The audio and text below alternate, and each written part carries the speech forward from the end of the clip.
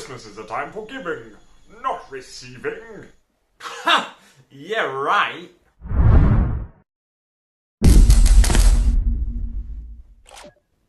How you doing, guys? Big Mac Dan School here again today, back once again with another episode of Warhammer Thoughty.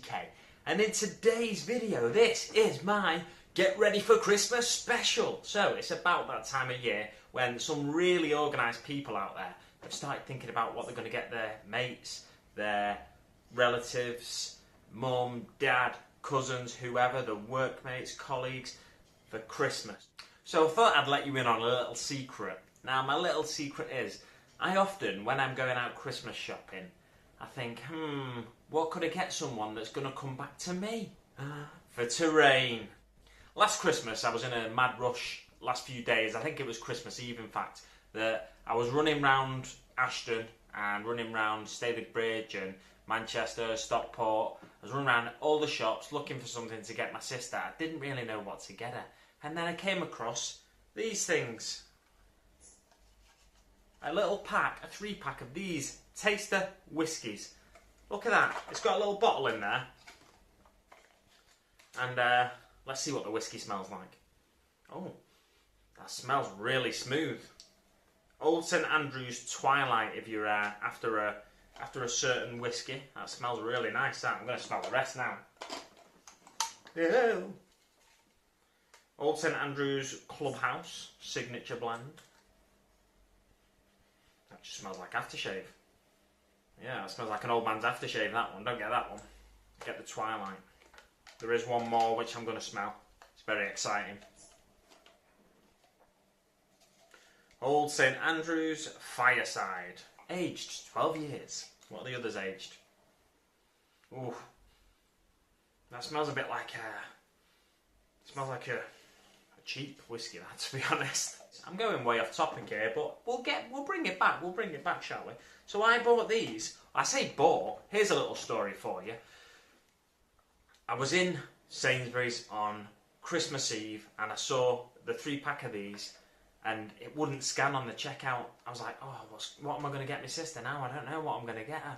And then the person that was responsible for putting it on the system came over and she's like, I'm really sorry, we can't scan it through the checkout. And then she saw my face and she was like, I tell you what, as it's Christmas Eve, you can have it. And they gave it me for free.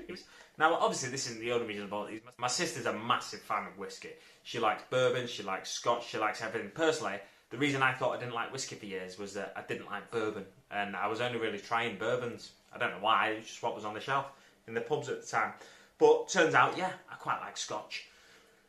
And yeah, I bought these because my sister likes whiskey. But also, look at that barrel, that's fantastic, that. That just looks like a massive whiskey cask when you put it next to a Space Marine. Fancy that, eh?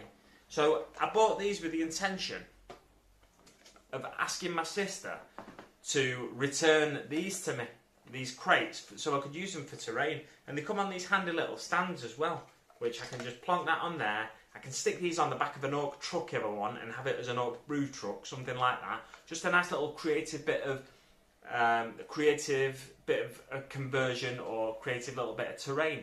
I could have a complete brew house with three different barrels. I'll be keeping an eye out for more of these sorts of things this year as well. So next time you're looking for a present for someone, think to yourself, should I get this slightly more expensive gift if it's going to come back to me? I can make a bit of terrain out of this around Halloween and around Christmas. So this is good for this time of year, even for those not as organised as the people that have already started the Christmas shopping. So it's around Halloween. There's loads of stuff for terrain in the shops. There's polystyrene skulls you can carve the back off and put into like a hillside, or the sort of you see faces in rocks now and again when you're driving down the motorway or driving through the country in England. I'm sure you see it all over the world as well. People see faces everywhere because people are programmed to look for faces. So a skull in a rock isn't that extreme a sight, especially in the mythical world of Age of Sigmar. If you don't see a skull in a rock, there's something wrong. Age of Sigmar, the worlds are all proper magical, mystical sort of lands. So you would be likely to see a skull in a rock in certain worlds in the realm of death, as it's Shaish. And in other worlds you'll see other things like dragons in rocks and stuff in Ashki, is it? I think the realm of fire. I don't know all the realms, but basically the point I'm trying to make is you will see these sorts of things. I picked up the first issue of a magazine a few years ago with the intention of using what was in it to make some terrain, and I've not done it yet, but I'm going to show it you now.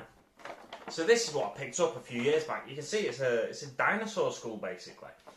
Plastic, not real, but this was from a Natural History Museum magazine, and I picked it up not intending to buy the rest of the subscription or subscribe to the magazine or anything like that, but just because this looks like a fantastic piece of terrain to me that you can use on your battlefield.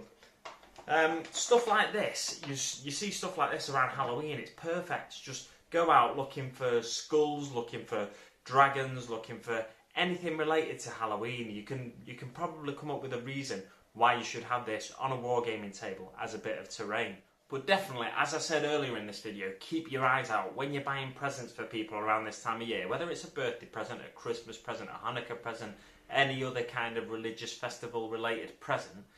Keep your eyes out for it, for specific things that you think you could use in a bit of terrain or in a conversion to a model, or just something you want to do a little bit of crafting with. It's a fantastic time of year, this, in the shops in the West, because there's such variety of gifts out there, little gift packs and stuff.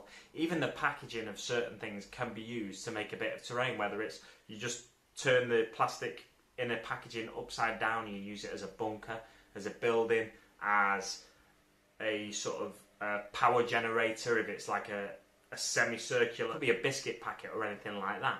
Just keep your eye out at this time of year for things like that you think you could use on a battlefield.